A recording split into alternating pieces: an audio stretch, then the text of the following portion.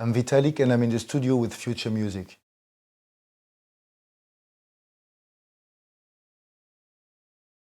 So that kick, is that a sample? Where's that sample from?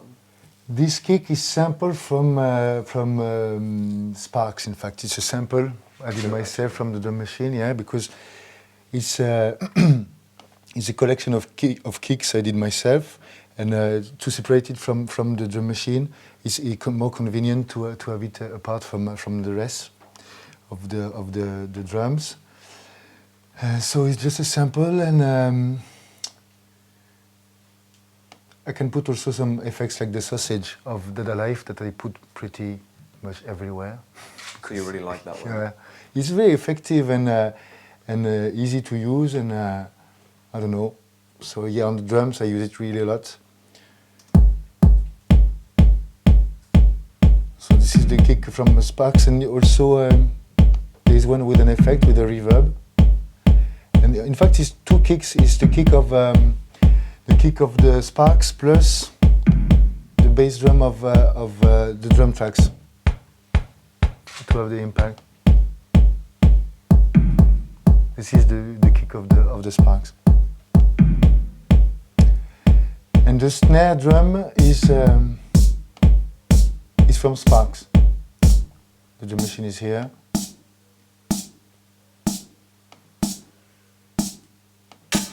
The claps are from Motu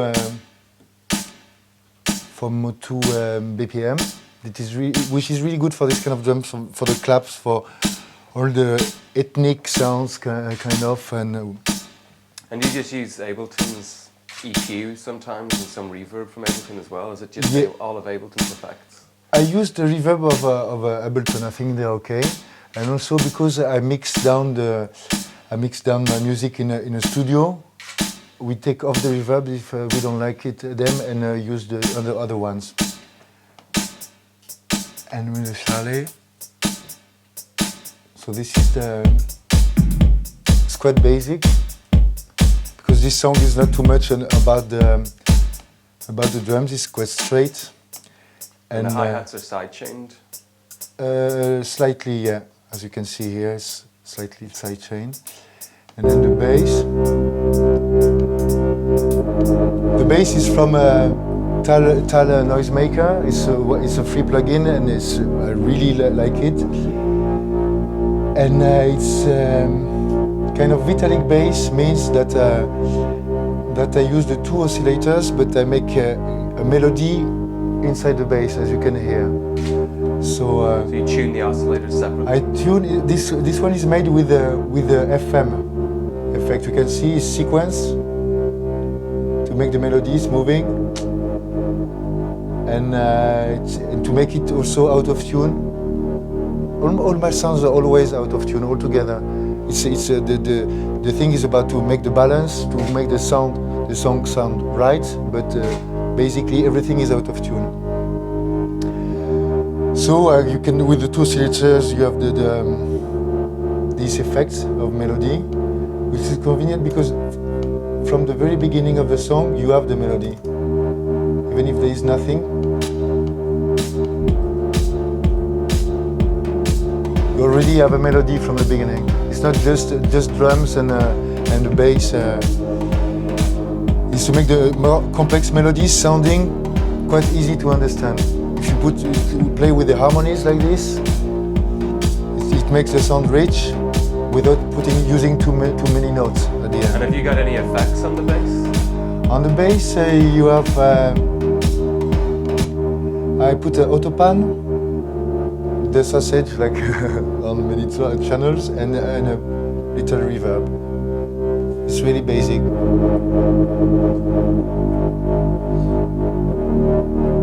Usually the bass should be straight in the center, but I think it's interesting to play with it and to make it kind of rambling and going from quickly from left to right. Also, this song is a rework of a Fade Away, which is on my third album, and this is the kind of pop song, the only one really pop in the album, and the singer is Joe Reeves. He's he was part of Shit Disco. It's a super group. It was a super group, and he made 2 songs on the album.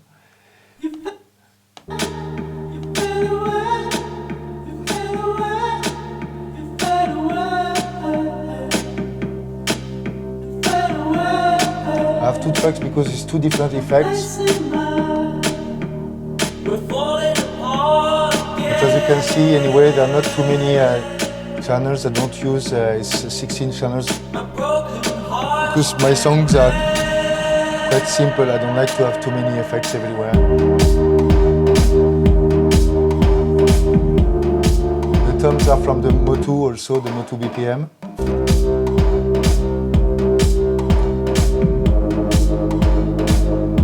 And the lead is made with the Ultranova synthesizer that from Novation that I used really a lot on the album, and live is my favorite synthesizer. But the melody was a bit, the melody of the lead was not fitting anymore the remix, so I had to cut it. You see, you can see.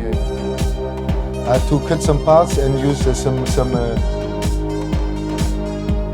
filter delay that is here to make this effect of a tunnel, like we would hear that the melody is cut at some parts. So it's a kind of a trick to hide when it doesn't work anymore, and to make something like a bit more dreamy.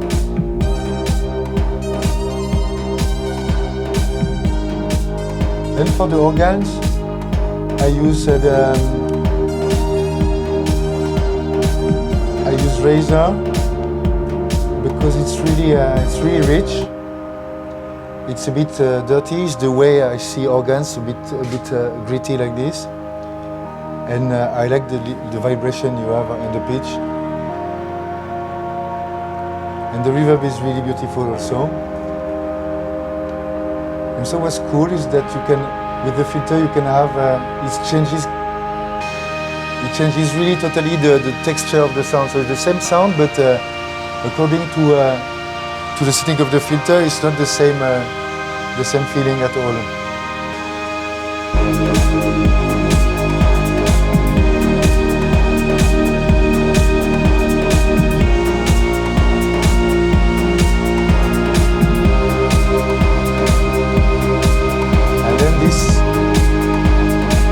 Sound is a sample of Blofeld.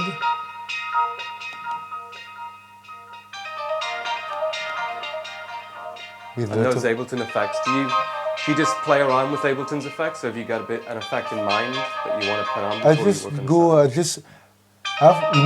on you have a tendency to repeat some things like, but this is the original sound. I really like this filter with some LFO. I use it a lot. It's more dreamy, it's more, I don't know, laid back, and fits well with the sample and basic delay.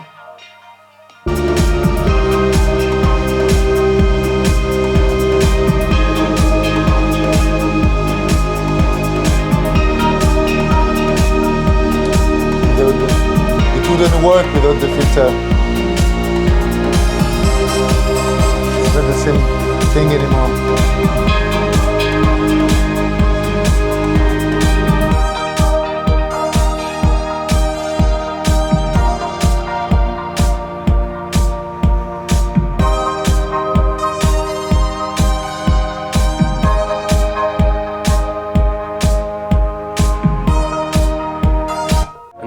Did the vocal come recorded the way it was recorded? Did you add anything to that afterwards? The vocals came recorded. It was really, I just had to cut and paste. It was really well recorded. And, so you didn't have to compress it into the mix or anything?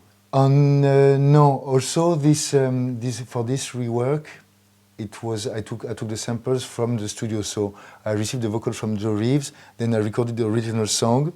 So it was compressed and EQ'd, and I used that compressed and EQ'd version of the vocals. Do you put anything on the master channel, like any compression or EQ or any other? Me to work when I'm working alone here, like making demos, I always put a limiter and a compressor. It's just to give this sensation close to the mastering. But when I go to the studio, it's really the last thing we do. We mix without any limiter or compressor on the master.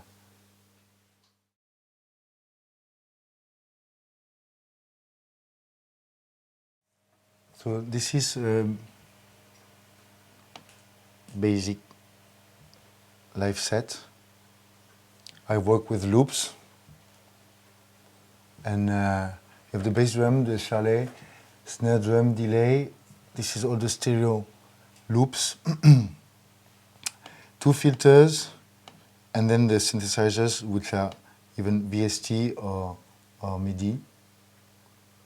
So do you sample some of the parts from the album and then also trigger some other synths via Midi? I can sample some some bass. For example, if I went to the studio to record the track and I'm working on the show, obviously the bass loop of a certain track will sound much better after the studio than before the studio.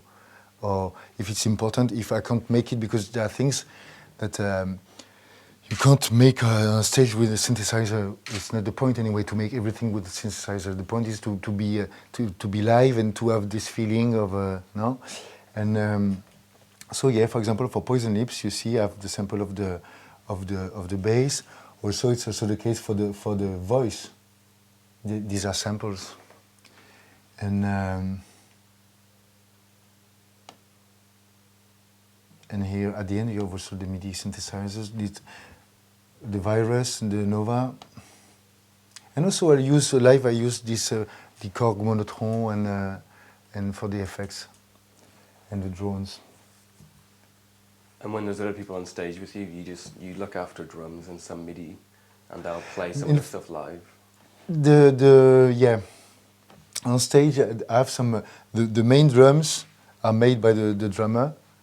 But in many tracks you need 2 bass drums for the drop or some. For example, if you had a snare plus a clap plus I don't know a rim shot, it can be the case. The drummer has only 2 hands. So in this case, I have these drums and the smaller ones or the more electronic ones, and he has the main drums. It's the same for the keyboard. Sometimes we double the lead. And it depends if I filter it at what time, if it really depends. Sometimes also we decide that if he has 2 things to do, I will take the lead and he will make some chords on for the organ part, and I will make the lead, or it depends like this. But everything is in the computer, and little by little we repeat the formula that works the best, but it is the best, but... And you trigger with an APC40? These drums? No, these drums are sequenced.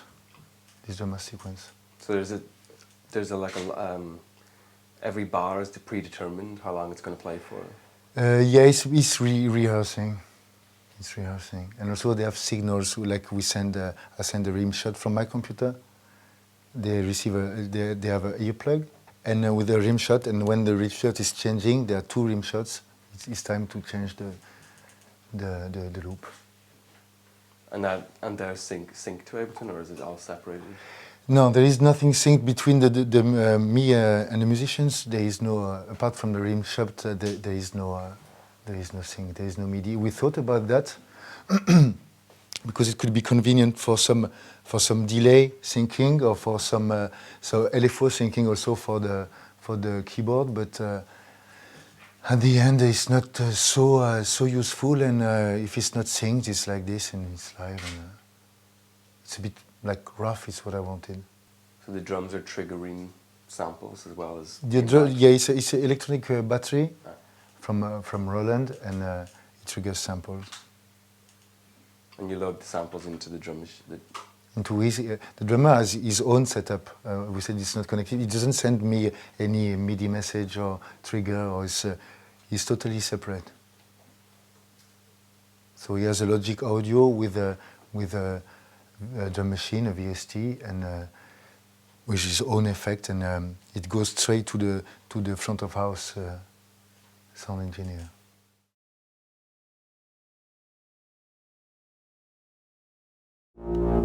In fact, I like this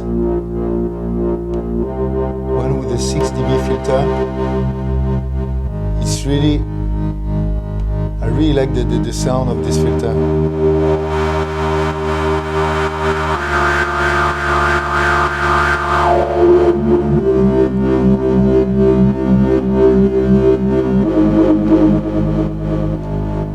It's really like, right now there is no distortion effect, nothing, just reverb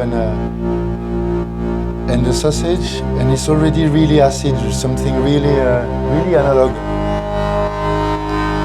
It's really convincing. And the envelope editor, which I don't use on that song, but you can draw envelopes and.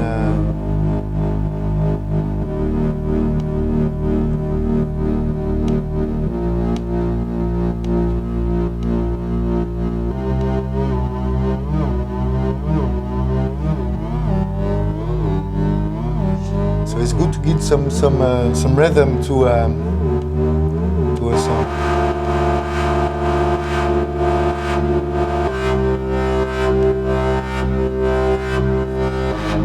It makes it really, really alive, like this.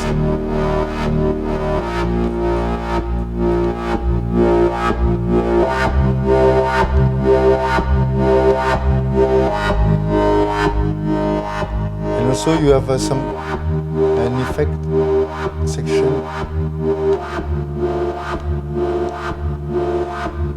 with the reverb.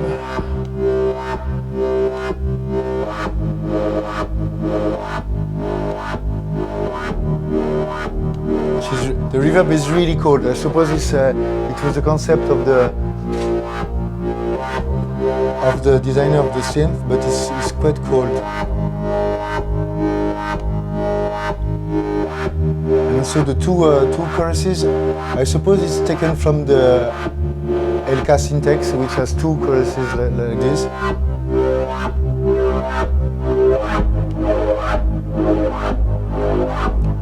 And then a delay.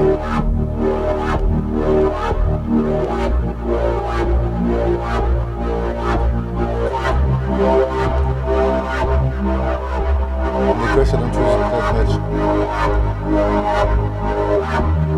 The delay can be really long.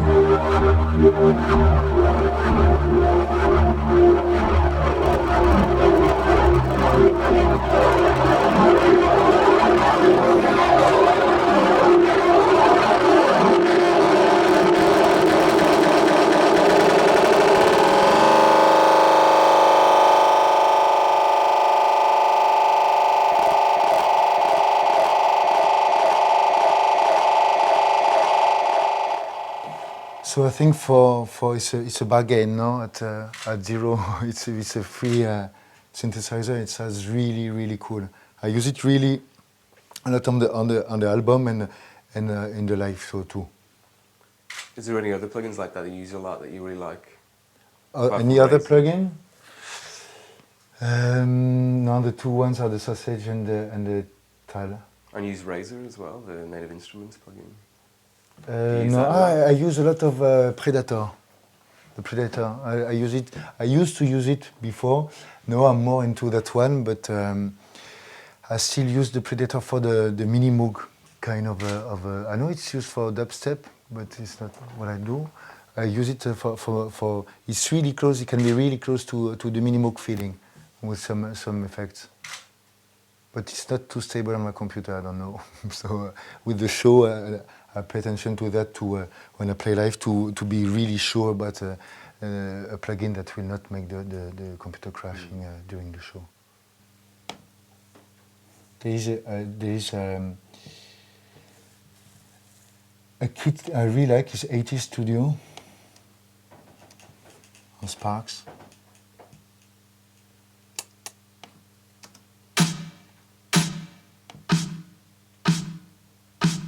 So I just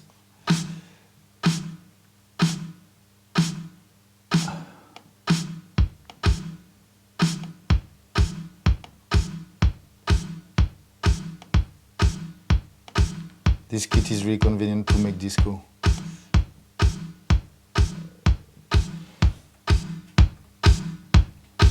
And in fact, I know with Sparks you have a lot of effects like filters here and that, but I don't use it really.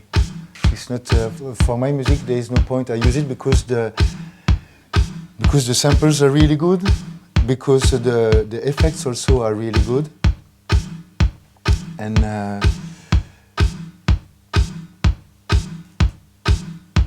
what do I wanted to do? And also this is convenient to trick. It's really close to a 909 in a way, but with the samples.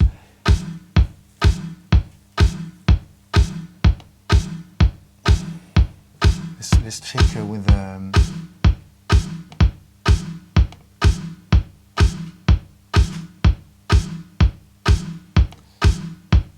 For example, you see the EQ and compressor are really effective. It's like already prepared to. It's like pre-mastered in a way. So you save a lot of time. It's really crunchy, really punchy. What is cool also is when you can synthesize the sound. It's really to make your own kit that sound like nothing else. A bit like an analog drum machine in a way. It's the point of this machine too. And you don't use a controller with it? I don't use the controller with it because it's really cool that all the machines are equipped with USB, but my computer is equipped with only 2 USB ports. So I would need 10 of them, which is not the case, or you need the small device. But I travel with my computer. I don't know. It's a bit. It's not so convenient. So first, I think at our time we should think about some Bluetooth device or Wi-Fi controllers, which exist also already with iPad. But instead of all relying every time on USB, it would be cool to have some Bluetooth stuff. And because of this lack of ports, I don't use the controllers most of the time.